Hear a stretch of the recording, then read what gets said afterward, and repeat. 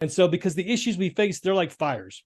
A lot of times when people will say, well, if there's a conspiracy going on, then doesn't that make it impossible? There's nothing we can do about it. And I say, no, it's the exact opposite, right? The issues we face, they're fires.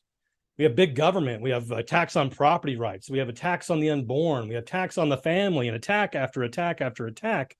And if all of these things were happening randomly, like some sadistic, horrific game of whack-a-mole where we just had to go after them all the time, and then there was nothing behind it, that would be exhausting and impossible because you'd have, but we understand that there's a conspiracy.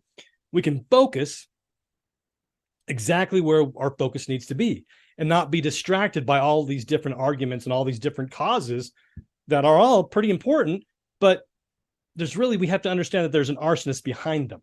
And you get rid of the arsonist and these other problems that you see start to go away all on their own.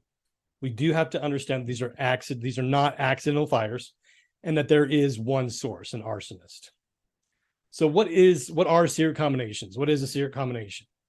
It's another word for conspiracy, right? These things are being lost by careful design on purpose, and the participants in the conspiracy are involved for reasons ranging from personal gain all the way to being dedicated agents of Satan himself. Also, a third principle we have to understand with this is that the enemy that we face, we have to understand the enemy that we face, or we will not be effective in our efforts to defend liberty and build the kingdom of God.